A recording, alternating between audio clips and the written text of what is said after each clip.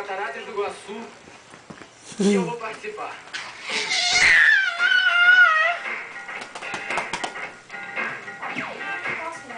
Entendeu?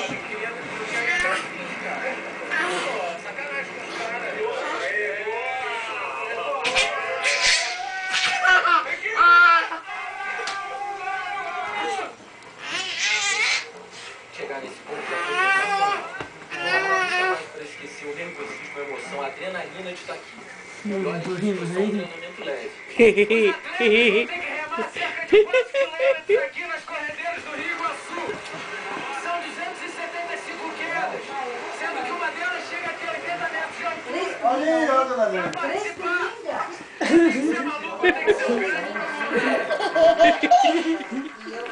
E depois de 3 dias de competição, 112 quilômetros em todas as etapas eliminatórias, a equipe vencedora deu um show na descida das corredeiras.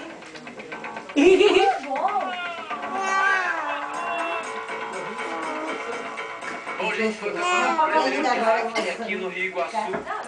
E foi um prazer estar com vocês, que é um repórter fantástico. Tchau.